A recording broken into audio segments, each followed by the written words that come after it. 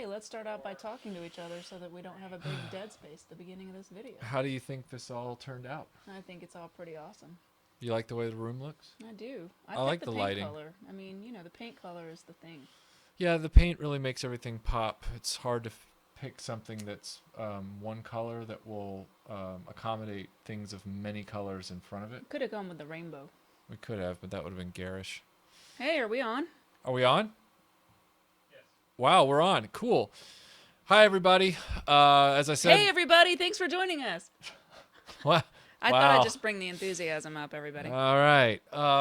Anyway, we have been enjoying our vacation, as I'm sure a lot of you have here during the holiday period, and we wanted to do a live stream every 2 weeks.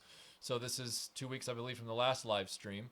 And everything online has been Star Wars. Every discussion, every topic, And every question that's coming up in the live chat is, what did you think of The Last Jedi? oh, is that the question? Every single Because question. I was thinking, maybe it was going to be a question like, what do you guys think of the LCD handheld games from the '90s or something like that? Because it was going to be open topic. But I guess the question is The Last Jedi. That's all the questions. Okay. Well, And one person asked, did you see Ferdinand? And no, we have not yet seen that. I would not be opposed to seeing Ferdinand. Right. So I guess I can answer this question. That one of the only skills that I feel like is universally valuable that I took away from film school was that I can talk about a movie for 2 hours and not discuss the plot at all.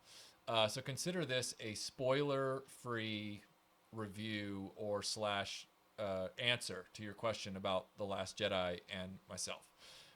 So that way anybody who's coming in on the live stream won't, in the middle of it, won't be like, oh my gosh, I haven't seen that movie, and then they get screwed up.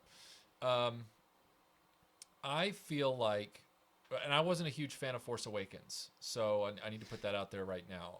I felt that Force Awakens was a very slipshod plotted film, and I felt like it was rather hollow, and based on J.J. Abrams' own admission, he did not have any answers to any of the questions he sets up. He just likes winding up the watch and then walking away and letting somebody else deal with it. That's his own admission, the mystery box filmmaking thing. Now, everybody who liked that movie that are friends of mine, and there were many, I was very much in the minority on that film. They were saying that, well, this is the modern way of filmmaking. This is the modern way of making a series. It's more like Marvel or DC Universe. You set up things in certain movies and then you pay them off in others. You don't tell a full story in one sitting. And I was like, okay, that's fair. So they were saying that Force Awakens was going to be a really great movie because the next film was going to pay off a lot of those story threads. And I was like, all right, fine, that's fair. Unfortunately, whether I liked The Force Awakens or not is irrelevant. As far as the new film is concerned, the new film disregards many of the story threads laid down by J.J. Abrams' mystery box in The Force Awakens. And it just ignores them and goes and does its own thing, which raises even further questions. And So if I can, I'd like to just sort of elaborate on that and say it's sort of like in probably Boy Scouts and Girl Scouts when we used to start a story in a circle and then you pass it to the next person and then they sort of take it wherever they want to and then the next person. It's exactly like that, and then you end up with a completely different type of story at the end. Right. It does. And from people, and this is what's been really interesting to me. It's less about my perspective on it, honestly, and more about the people that loved Force Awakens.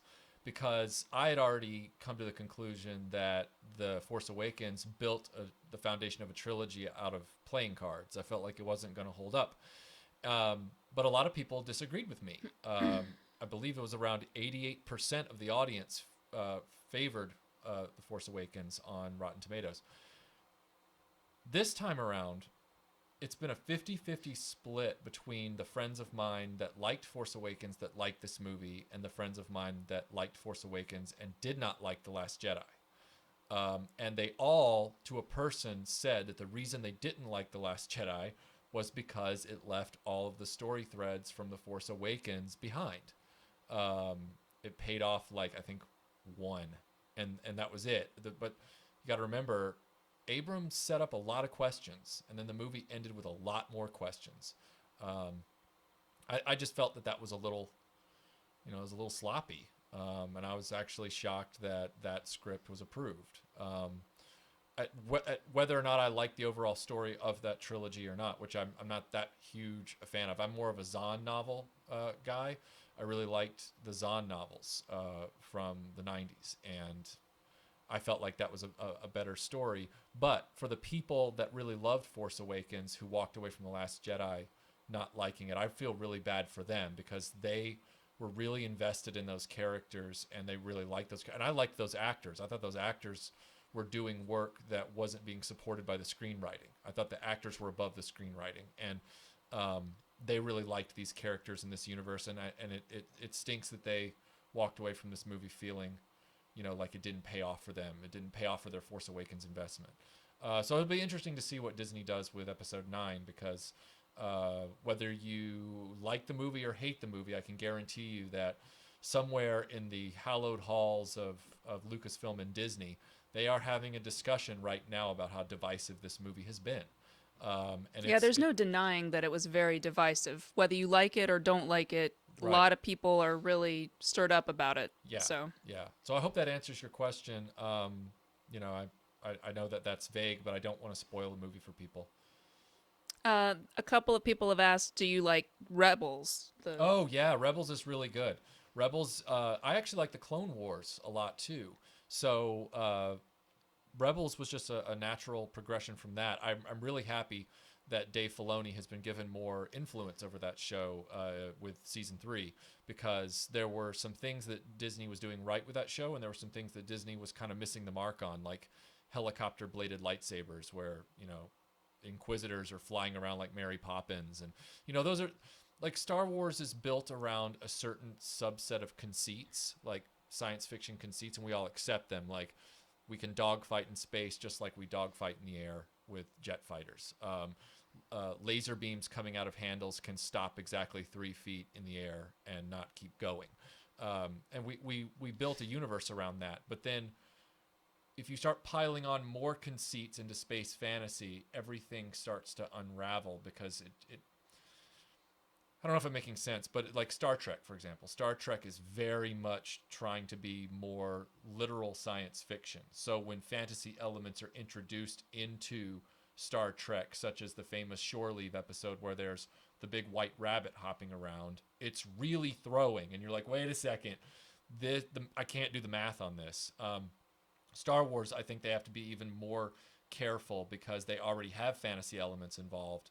So with Rebels, for example, the helicopter blades and the lightsabers, I'm glad someone was smart enough to say, let's stop doing that. That's just pushing it beyond the pale. Let's bring it back. Let's bring it back. Someone, and I can't scroll back on my computer easily, but someone said that they were a younger fan who's been collecting vintage Star Wars for couple years and wanted to know if you had any advice on collecting carded figures and vehicles.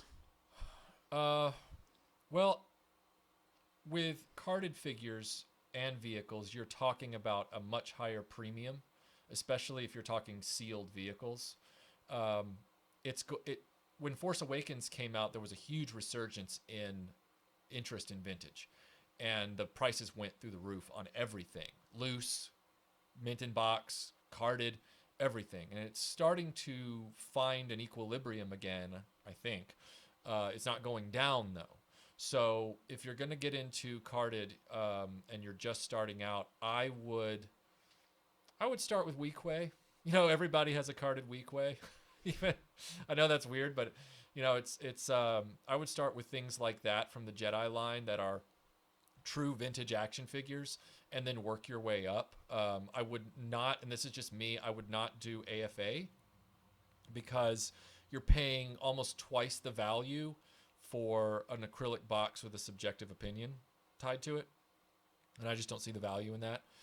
If you educate yourself, you will know what you need to know to make the decision. There's always, with both loose and carded, there's always the danger of reproductions. So you need to be very careful about that. You need to learn your hobby. So you need to learn about honeycomb pattern glue and on the bubbles, and you need to learn about knowing the sheen of the finish of the printed card back so that it's authentic, and all those kind of things. You need to ask questions of all the people that you're dealing with, whether they're through private sales or through eBay. Don't be afraid to ask questions before you plunk your money down. I am not all that interested in carded. I love the artwork and I love having the packaging, but I'm not interested in having something sealed on the packaging.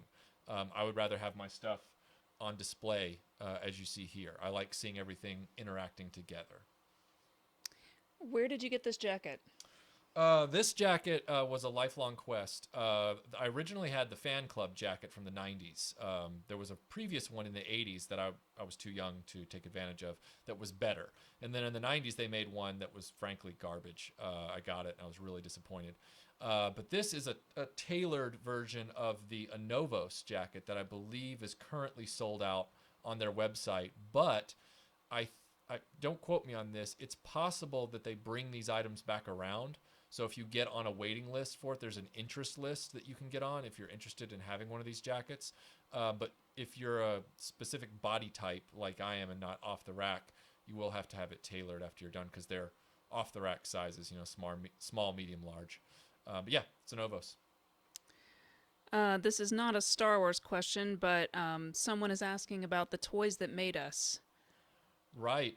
Which could be about Star Wars because that's the only episode we've seen. Right. Is the first one, which is about. It's the new. For those of you who don't know, it is the new Netflix series that sort of it's sort of a documentary where they interview the creators of a lot of the toys that we grew up with in the 80s and sort of follow them through that creation process.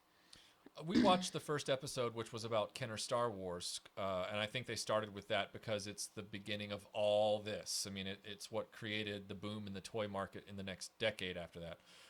But we watched it. Great production value, great access to experts and the actual veterans of these toy companies that did all the designing. I mean, I was really blown away by the people they were able to get in touch with and talk to. I felt like the focus of the story is kind of by the numbers history, but there were some interesting insights that were brought up. You got to see the original wooden patterns for the Millennium Falcon toy, which was really cool, and you got to talk to those designers. They took you through the office buildings from back in the 80s. They're obviously not Kenner toys anymore, but you got to see the space. Couple of elite collectors as well, Steve Yes. Sansweet and Gus Lopez. It was cool to see them sort of representing the very top level of Star Wars collectors. Right, and they talked to some toy designers that even design toys now that were inspired by Star Wars back then. So that was really cool. I will say that just to add on is that one of the things that struck me as odd was the show was about an hour. The episode was about an hour, and they spent probably 10 to 15 minutes of that episode, maybe more like 10, it might have been 15, I can't remember. But they really detoured, and they started talking about all the Hasbro stuff from the 90s, and then they started talking about Disney and Force Awakens, and I didn't really feel like that was all that relevant to the discussion. It's the toys that made us, not the toys that we're making. I mean, so I felt like it was a wasted opportunity because that was an extra 10 to 15 minutes we could have spent hearing from the people who made those toys at Kenner. And I've heard rumors that there's a 2.5-hour version of this episode. I'd like to see that. I don't know how I would, since Netflix only offers one version. But that's my thoughts on the show so far. I haven't watched the rest. I've heard some funny things about the people they talked to. I've heard that the guys at Mattel for Masters of the Universe are pretty crazy, whereas the guys from G.I. Joe are pretty fastidious. So I'll be interested to see that. I'm getting a frequent question that is just saying, why do you hate the Return of the Jedi toys? I don't know if you hate them, but... No, I don't hate them. I mean, they're right over my shoulder right here. They were the ones I grew up with. They were the ones I had first. I just feel like, as you might have seen from my original video, is that as a child... it was very frustrating to lose pistols and blasters and then all you had left were those big sticks from Return of the Jedi. And then when you went to the store to buy a new character, predominantly since Return of the Jedi ended up being the majority of the line, most of those characters came with sticks. So the ones that people would buy you and then you'd get them, they would still just have more sticks. And there were no blasters to enjoy. There was no, you couldn't replace your blasters very easily. And I feel like with Return of the Jedi, there are only a few instances in the movie itself where people are actually using those sticks in combat. Most of the time, they're using blasters from the sides of the skiff or sail barge, or they're fighting over blasters like Lando and the Nikto were. And Boba Fett's using a blaster. They're not really using those sticks all that much, and so they weren't fun to play with. The sticks weren't fun to play with. It was Star Wars. It was supposed to be blasters and pew pew pew and all that kind of stuff, and it wasn't. It was sticks. So I don't hate the Return of the Jedi figures. I just wish there'd been more variety in the accessories. Someone just asked me what my favorite Slayer album is. I'm going to have to go with South of Heaven on that. As a close second, I would say Rain and Blood. Metal. Next question. Somebody asked if we are going to do some sort of crossover episode with Toy Polloi. I'd love to. I'd love yeah. to fly to England and just go to his place and just do a video there. I mean, that would be great. Like, yeah. Can we have that as a tax write-off? Because that would be pretty sweet. Like, just flying over to England, get a nice little trip to England in there. Here, can I just say something about because the Absolutely. toy Polloi thing has kind of opened up something that I was thinking of. There's all this talk in the toy collecting world, if a lot of you are in that space, about repros and restoration and repair, and there's all these people who are just fighting against it tooth and nail, and oh, no repros ever, and no, and the fact of the matter is time rolls on whether you like it or don't, and time destroys everything. Everything has an end. Okay, and I don't mean to get deep about this. God, that's like depressing. I'm just saying that. Merry Christmas, everyone. I'm just saying that God bless us, eventually everyone. the last stones of Hadrian's Wall will be worn down by the rain and it will be gone. And so what I'm saying Rain is, and blood! just wait for From a lacerated sky! Hold on, let me finish. My point in saying this is, like classic cars, if you want toys to endure, you're going to have to change your attitude eventually about repairing them and eventually reproducing certain parts. Now, obviously, the people who manage to retain all the original parts 40 years from now will be sitting on a greater pile of money. But like with classic cars, there's going to come a point where the parts that are original dry up and people are still going to want to drive those cars or display those toys or whatever it is. And so the reproduction and repair and restoration market just eventually takes over. And that's going to become the new reality. So I would implore you to make peace with it. Okay? I'm not saying you have to bring them into your collection. I try not to as much as I can, but in some instances, I don't worry about it so much. Life is chaos. Be kind. That's all I'm saying. I've just seen a lot of people who are anti-repro really tear up people on the internet. I think it's crappy. What do you think of the current Star Wars toys? A lot of people are asking. I think the current Star Wars toys are just like the Rogue One toys. If you saw my Rogue One review, I think they're interesting as far as, that they're 5 POA, points of articulation again, but they're very limited in their variety. There's not much left on the toy store shelves. They're not making a lot of vehicles. They made a very overpriced but undersized playset. I think Hasbro has a long way to go to get back to the golden age that we experienced. And I don't know if they're ever going to do that. I don't know if it's in their best interest. So, what is the worst Star Wars toy that's ever been made? Let's go with vintage only.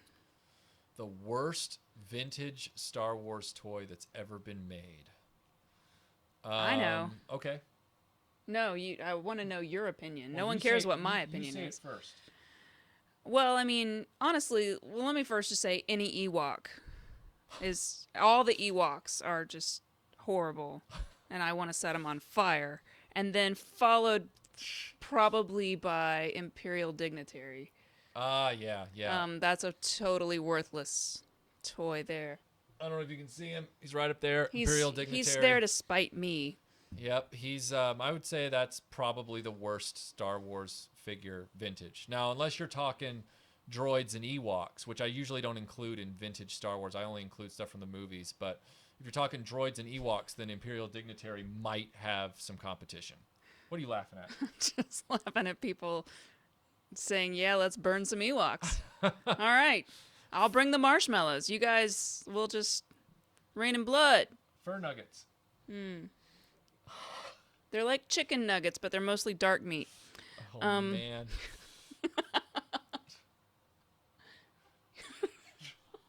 Yeah, I'd like a soda with some side of Ramba.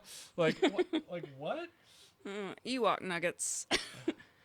It's a great McDonald's franchising idea, Disney. You could take advantage of it. Just bring back the Ewoks. You could do a tie-in. You're all about marketing, so let's just market this thing.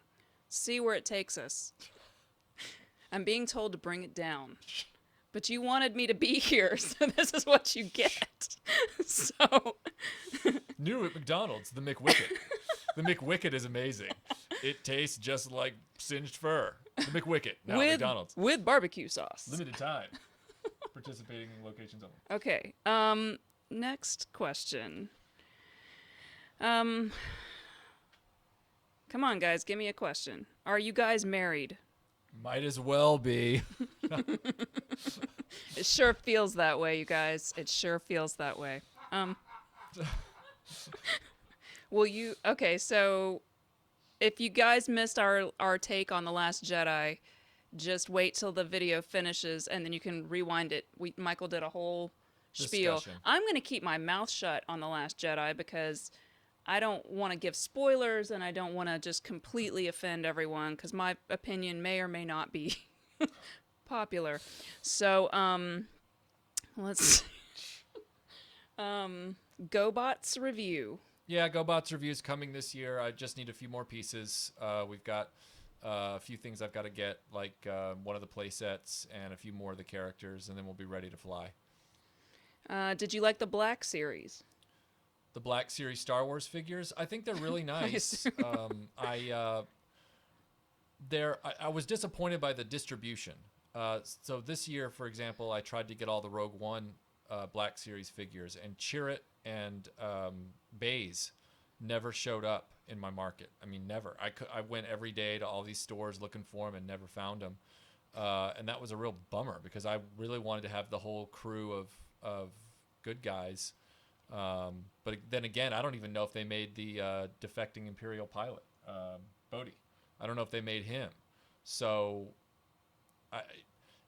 that was where I tried to find my way into the Black Series, and unfortunately, Hasbro's distribution messed that up for me. So while I like some of the sculpting, it's hit or miss. I'm not going to be collecting much of it just because it's expensive and it's not consistent across the line as far as the quality.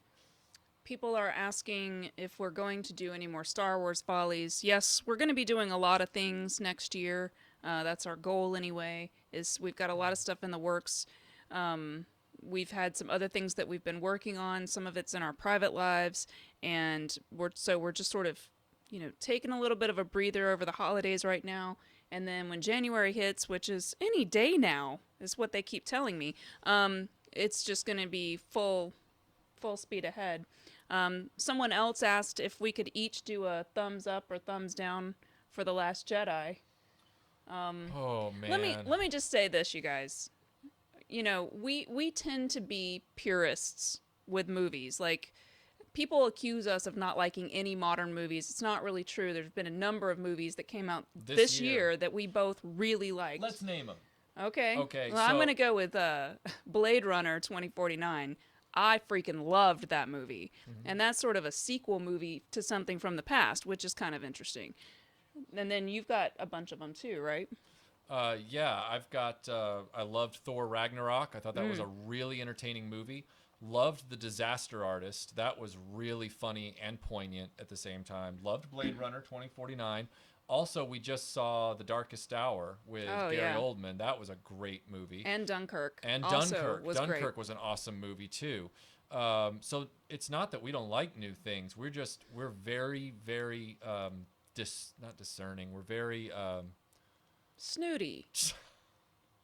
How about I give it a negative it connotation? really That way, has if you to. agree with us, that's great. But the thing is if you don't, that's fine too. We allow everyone. If you listen to Aaron and I's last podcast, which was on Clash of the Titans from 1981, we had Tom Burgess from I Grew Up Star Wars on. He was our guest. We all rewatched the movie.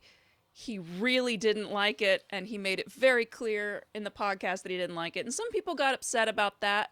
But you know what? Here, the thing is that we all can talk about our opinions as long as we explain why we feel the way we feel. Like you can't. We don't like it if somebody just says, "Well, I hate that just because I hate that." It's like let's talk about it in an intelligent way, Yeah. and then whatever you say that's fine. So if you love The Last Jedi, that's totally fine.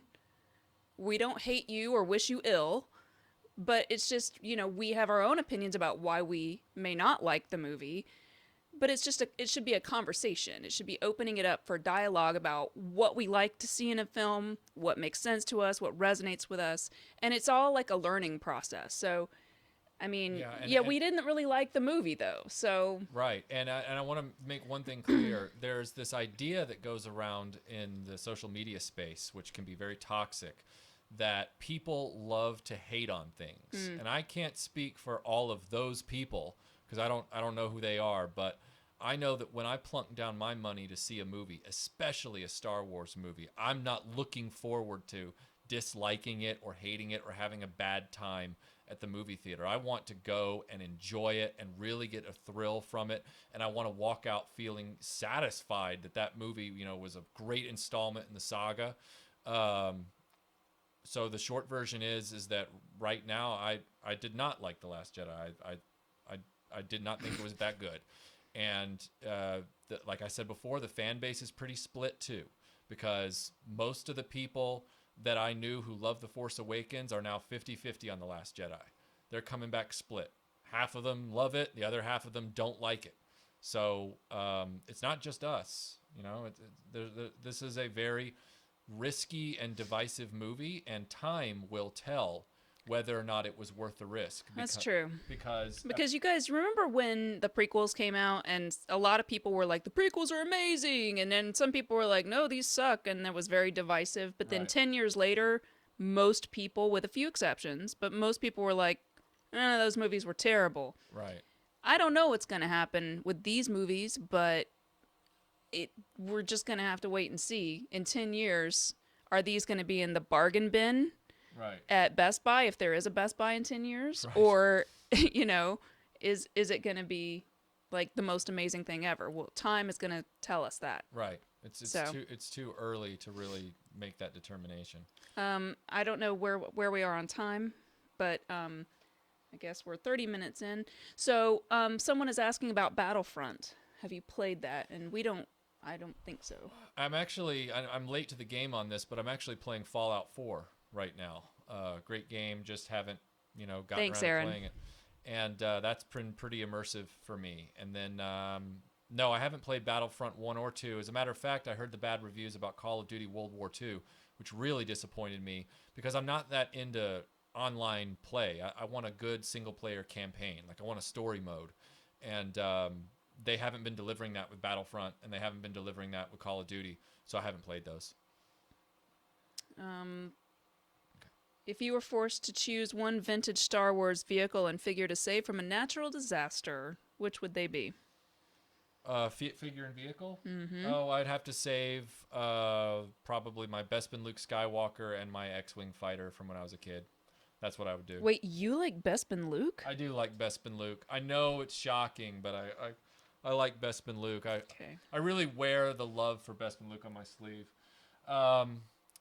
There was a question. Literally. Yeah, like my pocket. There was a question. There was a question about Lenard's The Core, which for those of you who haven't heard of Lenard's The Core, they go all the way back to the 80s. They were a sort of low-rent G.I. Joe. They were an attempt to compete with G.I. Joe with the same construction. Someone was asking about it, and I just wanted to point out they're still in business. Lennard and the Corps are still making things, and they're actually making some really awesome stuff. So hold please. I'm going to follow this chair. That would be worth the price of admission. So this, I don't know if you can see that real well, but this is called The Beast. And this is from Lennard's The Corps line. It is based off of a B-25 Mitchell bomber from World War II, but they just added jet engines to it, very much like G.I. Joe would have done with their Real American Hero line. And it's got some great stuff. Like, it's got automatic turret. It's got light up features on this side with this button here. I mean, and it's got, gunner, it's got gunner emplacements, it's got bomb bays, it's got, the nose right here. I mean, it's a great toy. It's even got a handle on the top so you can easily fly it around. I mean, Hasbro isn't making anything like this. And do you know how much this cost me? $25. Like, that was it for all this. $25. Lennard's Wow. The Corps really has my respect. They're not the most wowing toy line in the world, but they're starting to get there. They're doing some things now. They're seeing where the gap is with big toy, Hasbro and Mattel, and they're quickly filling the market, that market gap with some cool stuff. I'm looking for a good question. No offense to anyone. It's going so fast I can't read. Somebody yell a question at me. Han Solo or Indiana Jones? Oh, that's not fair. I have a great love for Han Solo and Indiana Jones, so I guess I love them both equally. Would you love to see Star Wars TV or Star Wars movies in the future? Star Wars TV or Star Wars movies? I know what the answer for me. Okay, go ahead. I would say Star Wars TV, and I would also, because it would sort of force a change, I would say that the TV shows they've done, the animated shows, CGI animated shows that they've done are better written than the films, I think, in terms of character, like, development and things like that.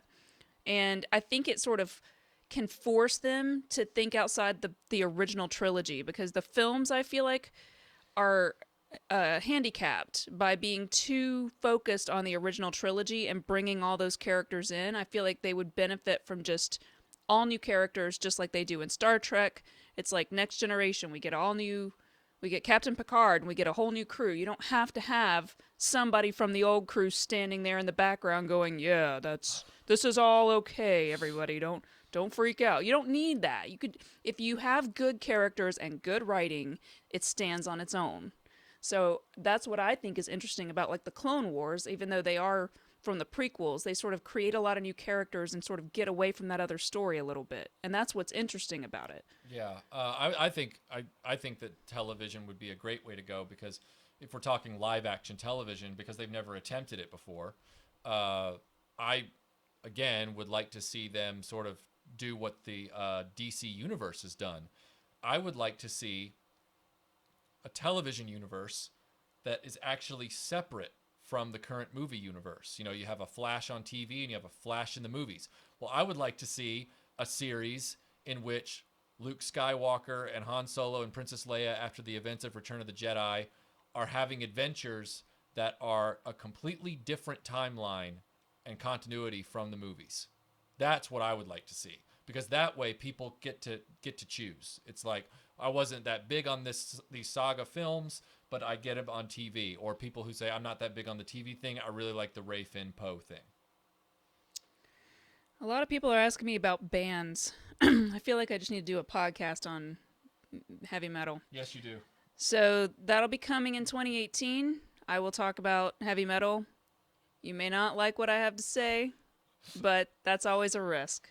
I saw like 40 questions come by, and they were all great, so... Do you have any initial thoughts on the Han Solo movie? Do I have initial right. thoughts on the Han Solo movie? Yeah, it's Yes, Michael does like Thrawn trilogy. Just side note. Go ahead. it's. I think it's interesting to me that more people after Disney bought Star Wars were interested in an Obi-Wan movie with Ewan McGregor than they were a young Han Solo movie. And I think the reason is one, Han Solo's character arc has really been played out in the original trilogy. I mean, it was a satisfying set of adventures with this character, and he's very well explored at this point. And more people were interested in seeing Ewan McGregor as Obi-Wan Kenobi get to do things with the role that the prequels were kind of on rails, because we know that Anakin has to fall to the dark side. We know that he has to become Darth Vader. We know that he and Obi-Wan have to fight. But the era between Revenge of the Sith and A New Hope is an open playing field for things that Obi-Wan might have gotten involved in. So to answer your question about Han Solo, I mean, I hope it's good. I never hope that a Star Wars movie is bad, but it wasn't the one I was hoping for. I was really interested in seeing an Obi-Wan Kenobi movie. I feel like, Han Solo is not. He's the character that people in suits and in a Hollywood boardroom remember, and they're like, "Yeah, that Han Solo guy's popular. Let's do a movie about him." But everybody else is kind of like, "Oh, I was actually hoping for an Obi-Wan film. Is that cool?" If you could spend an hour in the cantina with any Star Wars character, who would it be? An hour in the cantina with any Star Wars character. Who would it be? Oh, you want to answer that first? No, but hang on. I have another question that I'm just going to answer real quick. Somebody asked, who's your favorite character from the original trilogy? I assume you're asking him. His favorite character is Luke, obviously. Yeah, Luke Skywalker is my favorite character from the original trilogy. And do you like Rogue One, real quickly? Yeah, I like Rogue One. So, go ahead. Yeah, I enjoyed Rogue One. I think if I could hang out with anybody in the cantina from the original trilogy, it would probably be, and we're talking creatures now, we're not talking Han Solo or Chewbacca. It would presumably, it would probably be Hammerhead, because he looks cool and he seems to talk low, and I bet you he's really wise. And then otherwise, I'd talk to Boshek, who was the dude with the mutton chop sideburns that Obi-Wan was talking to, and he was in like the astronaut suit at the bar. Was he the guy that said he doesn't like you? No, that's Dr. Evazan. That's who I would want to talk to. Dr. Evazan. I would want to hang out with that guy, and I think I could get him to like me. That would be my goal. But he doesn't like you. I don't. He would like me. I don't like you either. I don't care. Let's fight. I'd chop his head off. What was your most frustrating restoration? Little off topic, but maybe not. Maybe a Star Wars toy. I don't know. My most frustrating restoration, probably the flag, because it's ongoing and it involved so much work, and we're still doing the stickers on it. The USS flag from G.I. Joe is definitely the most frustrating restoration. Although I will say that all the soldering I did on the Arco MCB-1 Bigfoot was really frustrating that day. I didn't do a video about that because it was too intricate. I had to concentrate to get that thing rolling again for the video, but that was a real bear. People are asking about seeing the Indiana Jones panel from Dragon Con. It's funny you should mention that, because we're in the process of editing that finally right now. Yeah, so. I actually was working with the footage just 30 minutes right before this before podcast. We got on. So that is coming very, very soon. Yep, that'll probably be like a New Year's treat or something like that. So that's coming soon. The next one, of course, I know you've heard me say it a lot, is RoboForce Part 2. We've been shooting more of that in the studio today. Like Melinda said, we've been just relaxing during the holidays, trying to decompress and deal with some things in our real private lives or whatever. So that's why it's been going a little slower. But 2018 is really going to ramp up. We've got a lot of great content that's ready to go. It's staged and it's ready to launch. So you'll be seeing that in 2018. Any thoughts on the new Indiana Jones movie that's coming out? The one that still is untitled, Indiana Jones 5. That's the one. I heard Steven Spielberg is going to work on it with George Lucas, and Harrison Ford is coming back for another turn. And he won't die. And he won't die, which is nice. Yeah, I mean, look, from what I understand, the reason they want to do a 5 if I was a betting person, is that they know how 4 was received. It was a staring contest between George Lucas and Steven Spielberg, and if you've learned anything, George Lucas is a very patient man, and you should never get into a staring contest with him because he will win. And he won the staring contest and got to make a movie with Indiana Jones about aliens. And now that that's out of his system, let's hope that the last Indiana Jones romp with Harrison Ford, because he's almost 80 years old at this point, is fun and entertaining and yet grounded. Let's hope that it's grounded, because I think a lot of us could agree that Crystal Skull left much to be desired. Micronauts and Adventure People. Adventure People is coming this year. So you will see Adventure People from us this year. Micronauts, we don't have anything from it yet, but it is on the docket. So Micronauts might be a next, like, 2019 kind of thing, hopefully, maybe. Burger King glasses from Star Wars. I have them all. I have all of them. I have all 12 of them. That probably We have our doesn't come TV as a shock. dinner, and we have our glasses, and we just... And when I got them at Burger King, I made sure that I had my glasses and I had my Ewok nuggets, and it was a great time to be had by all. Wicket nuggets. Wicket nuggets. Wicket bites. Bringing it back around to murder.